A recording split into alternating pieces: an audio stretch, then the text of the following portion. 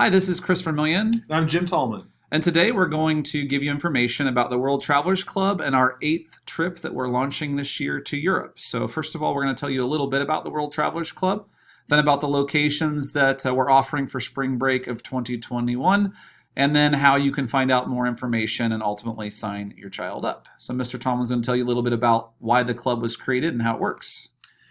So, Mr. Vermillion and myself, we are certainly world travelers. We spent much of our adult life going all across the globe and experiencing cultures and peoples, languages, etc., throughout the globe. And as history teachers and social science teachers, we think it's a really important part of a well-rounded education.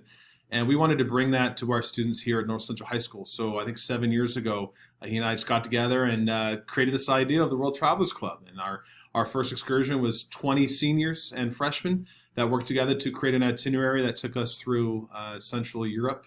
And we weren't really sure if this was going to be an annual thing initially, but it worked so well and the students had such a wonderful experience that we decided to try it again and again. And here we are 7 years later. This trip that we're offering next year in spring 2021 is going to be our eighth trip, having been to South America, Australia, Europe many times, off the continent of Europe up to Iceland too. So we are really excited about what this club has become. We know that the administration here is excited about what this club has become, and we are really, really happy that we can offer this opportunity to more students and bring as many students into our club as possible, to give as many students the opportunity to experience travel with Mr. Vermillion and myself, who are two well-traveled people. And we want to not just bring these places to our club members, but teach them how to travel. Because travel can be daunting, can be overwhelming, and with our assistance and our guidance and our knowledge, I think that we can create not just high school travelers, but lifelong travelers, as we hope to install this IB idea of lifelong learners into our students. Yeah, and I think it's important as we look at the trip we're about to launch. These trips that we're creating are happening because of input by your students or by previous students. What makes us different than many of the other trips that are awesome at North Central High School is that when your children pick these locations, Mr. Tallman and I scout them out. We look at viability of price. We ask the school board for permission. But then we come back to the students and we say, hey, here's the shell of the trip. And our monthly meetings are what make us different. We have them actually do homework. We say that the most fun homework you're going to do while you're in high school. And we use their suggestions as a way to perhaps update the trip so that they can see and do things that perhaps we wouldn't have even known about. And so we're excited to announce 4 countries for spring break of 2021. The Czech Republic with Prague. It's going to be the first time the World Travelers Club has gone back to a location a second time. We went to Prague our very first trip, and we loved it so much. One of our favorite places we've gone. We wanted to instill it back in a group. As all the others have all graduated by now, we can now offer a new generation of students a chance to go. We've never gone to Poland, specifically to Krakow. We'll talk later about some of those locations, Bratislava and Slovakia, and then going to Vienna and Austria. And so we'll start with Prague. Just a beautiful place, one of the few places in Europe that was untouched by both of the wars. And so the architecture, the scenery, so much of beautiful Europe is not the original beautiful Europe, and this is one of our chances to take the students to see some of that older architecture, churches, buildings, that kind of thing. So we'll start in Prague for 3 nights, and then from there we'll make our way towards Poland.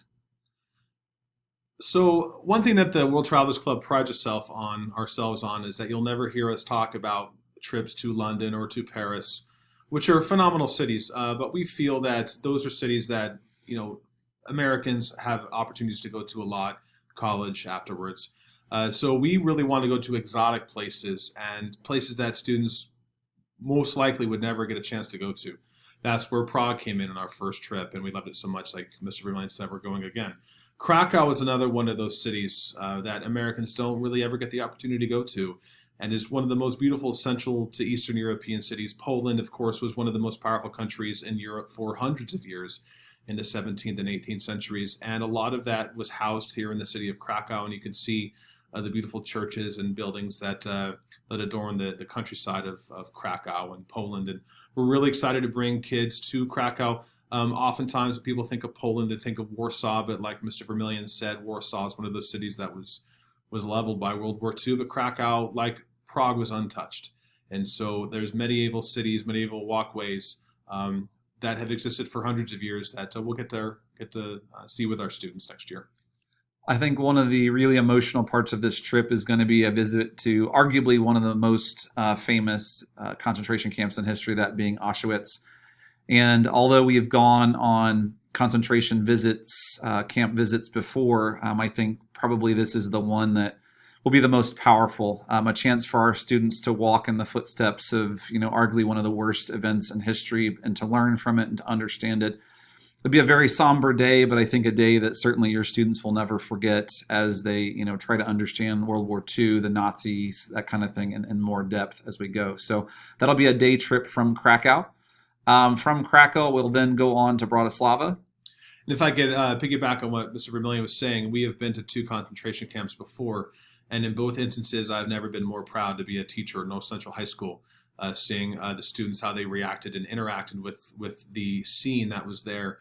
And so I'm really excited. That's not really the word. Yeah.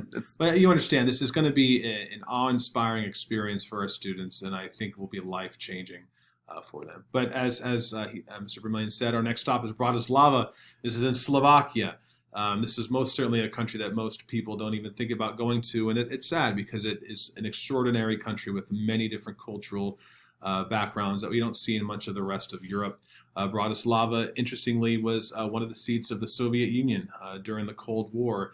If you look on the bottom right, you can see the UFO bridge, which is quintessential Soviet construction. So we're going to see old construction, hundreds of years old, with Bratislava Castle in the top right. But at the same time, we're going to see Soviet-era construction. So it's really interesting to see how things and peoples and cultures and things have changed in Slovakia. Another opportunity that students don't get when they go to the west of Europe. But here is something completely new for them, and it's going to be phenomenal.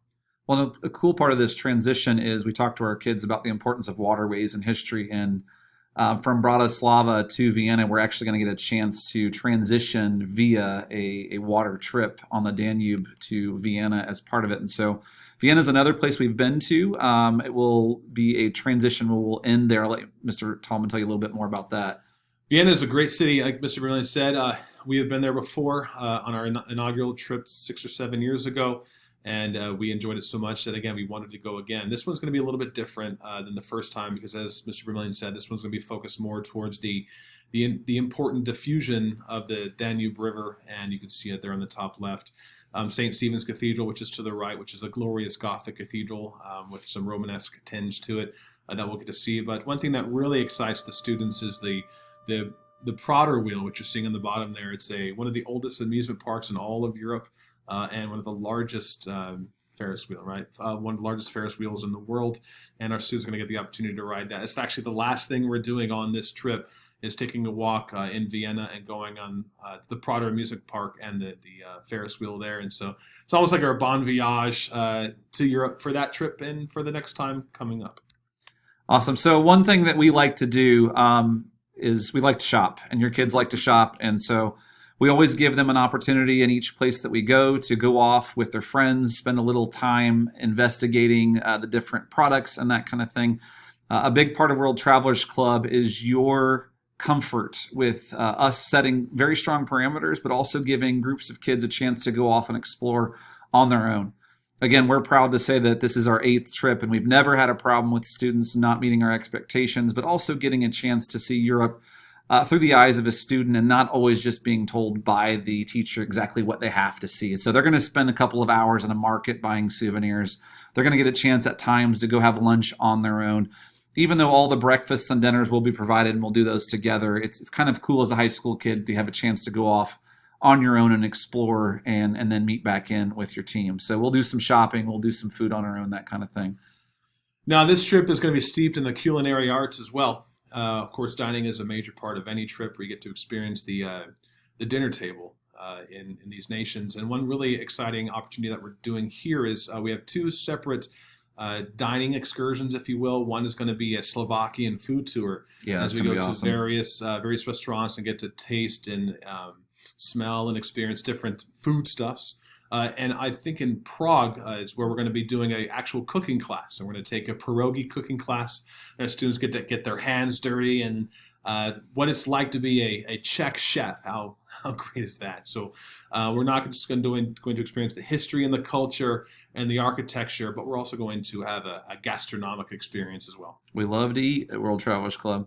So one of the things we don't talk a lot about, but over the past 3 years has been a huge benefit for our travelers, is we went to administration when Personal Project was launched, and we said, we really think the relationship we have, having met with our students monthly, will pay a huge dividend in helping them create their personal project. And so if any of your students are current freshmen that are signing up to go with us next year as sophomores, they would be placed in our personal project cohort. And they would actually spend their personal project meetings with us preparing for their actual project. And why this is a big deal is because your student's comfort level with already having Mr. Tallman in class or having me in class means there's already a relationship. If your student's not sure what they want to do their personal project on, one of the things we actually push them to do is to learn how to plan a trip like we're planning. And they take what Mr. Tallman has learned about planning meals for a huge group in another nation you're not from. They take what Mr. Vermillion's learned about booking flights for big groups, and they get all that from us as a chance to do their personal project on something they're passionate about or love if they're travelers. Now, they certainly can do whatever they want to do. We have people who do passion projects. One girl last year learned how to play the didgeridoo. Whatever their passion is, we're going to help with that, but the relationship's already there rather than being placed with a teacher perhaps they've never met before. So another huge bonus for our freshmen who will be sophomores. Now, of course, the young lady that learned the didgeridoo is going with us to Australia, so she's going to give us a concert, I think, ahead of time. That'd be exciting. But the dates for our excursion next year are going to be March 26th to April 4th. They, of course, are during spring break. That's another thing that we do that I think kind of sets us apart is more often than not, groups that travel do it over the summer. We like to do it over spring break because it gives us an opportunity to experience something in the midst of the school year and be together during this time. So spring break of 2021, March 26th to April 4th is going to be the dates of this excursion to Eastern Europe. So one of the things that we're proud of in the launching of this club is that we've created sort of demand with parents to sign up for our trips. And so one of the things we want to be very honest about is space is limited. Mr. Tallman and I don't want to split the group up into 2 separate trips or 2 separate buses or 2 separate hotels. And what that means is EF is going to tell us what is the maximum number we can take and all go together. For some locations, that's 40. For some locations, that's around 35. And so I think what we want you to hear is we're excited about launching another trip. And last year's trip, I think, sold out in 5 minutes. We had initially around 8 to 10 on the waiting list. And the nice thing about that is as people couldn't go or financial situations changed, people who got on the waiting list were able to still work their way into the trip. And so if you find yourself on the night of our parent meeting still having questions, what we're going to tell you is that night from 7 to 8 on Wednesday, December 11th, that's about asking all of your questions and seeing about what we're going to be doing so you can feel confident to make a decision. Because once you leave, we're going to give you time to get home, and then sometime between probably 8:30 and 9, we're going to send out a code that allows you to sign up. This is what makes it fair so that the spots that are open, people can click on those and then people can sign up. And if you don't get on, we would suggest that you get on the waiting list because the order of the waiting list is also important. We wish we could take 80 people with us.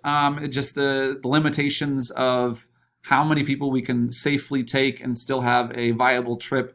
It usually is around 40 students. And so as you talk about this, the reason we're taking our time now to make this screencast for you is we want you to have all of Thanksgiving break to talk it over. We've told you the price, so you can start as a family deciding, is this amount viable, paid over a series of probably 12 equal payments. Yeah. I mean, around $300 would pay it off in 12 payments. The club fee goes to North Central High School, again, to pay for tips and to pay for shirts and socials so we don't have to ask for money again in the future. So I hope that we've given you all the information that you need. On the bottom are our email addresses. You can email us both with any questions. We're looking forward to seeing you on Wednesday, December 11th at 7 p.m. in my room, H178, where you enter through door 5. We're really excited about our 8th trip and hope to hear from you or hope to see you on that night. Yeah, thank you for listening. And again, if you have any questions, please do not hesitate to ask.